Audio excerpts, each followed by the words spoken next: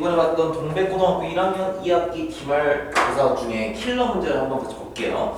자, 이제 경우의 수 문제인데 각 단원별로 킬러 문제로 출제되는 요소들이 있죠. 이번에는 동백고 같은 경우는 유리함수, 무리함수, 경우의 수가 출제가 됐는데 유리함수에서 킬러로 나올 수 있는 주제는 당연히 점근선에 관련된 문항, 그리고 무리함수는 어떤 무리함수랑 직선이랑 교점을 찾을 때 항상 접하는 순간, 그런 특별한 순간이 답이 되는 경우가 많고, 또 경우의 수에서 좀 어렵게 출제가 되려면 무조건 케이스를 분류하시는 거예요. 그쵸? 케이스를 분류하셔야 돼. 제일 쉬운 문제가 뭐 4 곱하기 3 곱하기 2 이렇게 해가지고 그냥 단순히 고배 법칙을 이용하는 문제가 되게 그냥 쉬운 문제라고 치면, 경우의 수에서 킬러가 나오면은 케이스를 분류하셔서 그거를 교과 용어로는 합의 법칙이라고 하죠. 그래서 어떤 상황별로 달라지는지를 잘 보셔야 됩니다.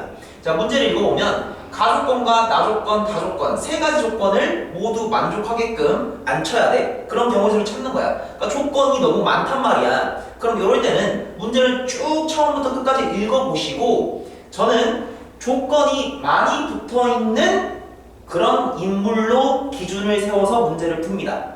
문제를 읽어보면 A열에는 할머니와 할아버지가 이웃 한다 했고, B열에는 아빠, 엄마, 아이가 앉는데 아이는 아빠 혹은 어머니랑 이웃을 해야 된대. 그러니까 아이 혼자 홀로 앉을 수는 없다는 얘기예요. 그렇죠?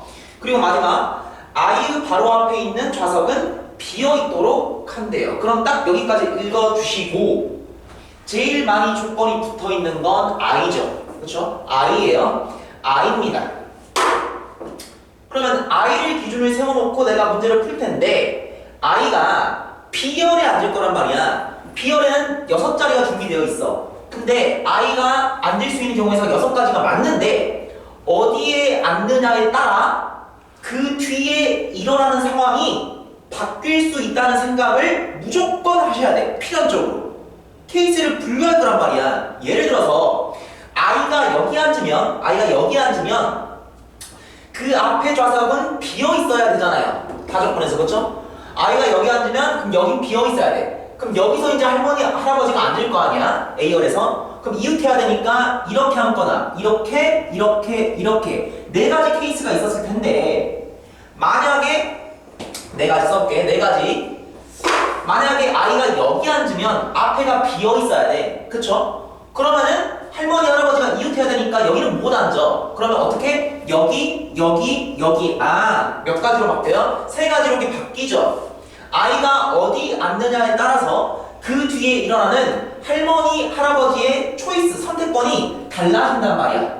그럼 이때는 어떻게 해야 돼? 아이가 어디에 앉느냐에 따라 달라짐으로 케이스를 분류하시는 거라고요. 한번 해봅시다. 첫 번째. 아이가 여기 혹은 여기 앉는다고 치자. 어차피 이 자리와 이 자리는 대칭이니까 케이스를 따로 분류할 필요는 없겠죠. 그죠? 여기 혹은 여기 앉는 그 2가지 상황 속에서 한번 고려해 봅시다. 그럼 아이가 예를 들어 여기에 탁 앉았어요. 괜찮죠? 아이가 여기에 탁 들어갔어. 그럼 어떻게 해야 돼? 앞자리는 무조건 비어야 돼. 앞자리 무조건 비어야 하고, 그럼 할머니, 할아버지는 쓱, 둘, 셋, 넷. 그치? 4가지가 가능한데, 만약에 이렇게 한다고 치면은 할머니, 할아버지 자리를 바꿔도 되잖아요? 곱하기 몇? 곱하기 2팩. 이렇게 하시면 된다고요. 그럼 여기까지 뭐야? 아이 처리하고 할머니, 할아버지를 처리했으니 아직 누가 남았습니까? 엄마랑 아빠를 아직 안 앉혔죠. 그럼 아이가 여기 앉았으면은 요 몇 자리에? 요 5자리에 아빠랑 엄마를 앉힐 텐데 조건이 붙죠. 그냥 무작정 앉으면 안 되고 아이랑 놈하고 엄마 혹은 아빠가 붙어 있어야 하잖아. 이게 쉽게 말하면 얘 혼자 못 앉죠. 그럼 나 같으면 6번으로 처리해볼래. 얘가 혼자 앉는 경우를 전체에서 빼도 되잖아요. 이게 무슨 말이냐? 원래는 조건 생각 안 하면 요 5자리 중에서 2자리를 선택해서 일렬로 배어나는 OP가 엄마, 아빠를 그냥 앉히는 경우죠. 쉽게 생각하면 아빠가 맨 처음 앉을 수 있는 경우의 수는 5가지. 아빠가 앉았으면 엄마는 4가지. 5 곱하기 4. 원래 그건데 그 중에 뭘 만족 못하는? 아이가 엄마, 아빠랑 이웃을 해야 되는데, 즉 홀로 앉으면 안 되는데 아이가 홀로 앉는 경우를 빼줘도 괜찮잖아. 그러면 엄마 아빠랑 이웃하는 경우니까 그쵸? 그러면 아이가 홀로 앉는 경우는 여기에 엄마 아빠가 앉지 않고 어디에? 그쵸?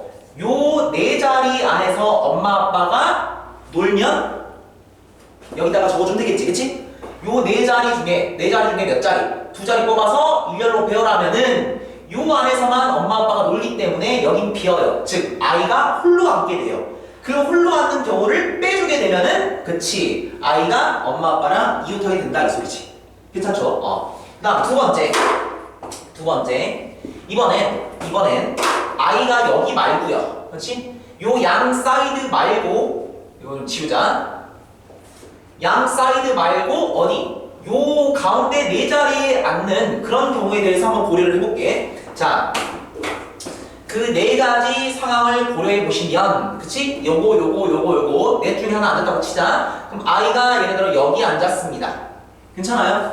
그러면 그 앞자리 누군 비워야 돼? 그 앞자리 여기는 비워야 하고, 그럼 할머니 할아버지는 이웃해야 되니까 여기 못 앉고 여긴 비워야 돼, 그치? 그러면 여기 이렇게 세 가지가 가능한데 그 세 가지를 고르는 순간 할머니 할아버지는 자리 바꿔도 되니까 곱하기 2팩토리얼 이렇게 해주시면 되고요. 그쵸? 그럼 여기까지 뭘 처리한 거야? 아이랑 할머니 할아버지를 처리한 거죠. 그쵸? 근데 잠깐 의심이 들면 또 한번 생각해봐.